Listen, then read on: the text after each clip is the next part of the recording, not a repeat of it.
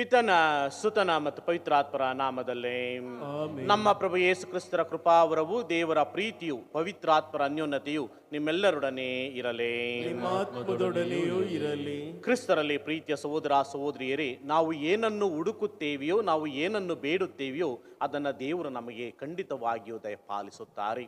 ಆದರೆ ಹುಡುಕುವಂಥ ಮನೋಸ್ಥಿತಿಯನ್ನು ಬೇಡುವಂಥ ವರವನ್ನು ನಾವು ಯಾವುದಕ್ಕಾಗಿ ಉಪಯೋಗಿಸಿಕೊಳ್ಳುತ್ತೇವೆ ಎಂಬುದನ್ನು ಅರಿತುಕೊಂಡು ಬೇಡಬೇಕಾಗಿದೆ.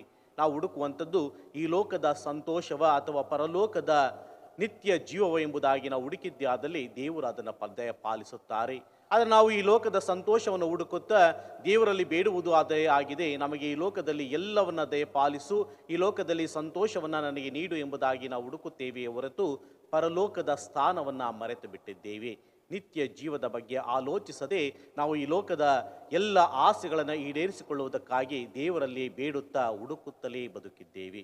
ಈ ತಪ್ಪುಗಳಿಂದ ನಾವು ನಿತ್ಯ ಜೀವವನ್ನು ಕಳೆದುಕೊಂಡು ನಾವು ದೇವರಿಂದ ದೂರವಾಗುತ್ತೇವೆ. ಹಾಗಾಗಿ ಈ ತಪಸ್ಸು ಕಾಲದಲ್ಲಿ ವಿಶೇಷವಾಗಿ ನಾವು ಹುಡುಕಬೇಕಾಗಿರುವಂಥದ್ದು ನಿತ್ಯ ಜೀವನದೇ ಪಾಲಿಸುವಂಥ ದೇವರ ಸನ್ನಿಧಾನದಲ್ಲಿ ನಮಗೆ ಅಮರ ಜೀವವನ್ನು ನೀಡುವುದಕ್ಕಾಗಿ ಬೇಡಿಕೊಳ್ಳಬೇಕಾಗಿದೆ.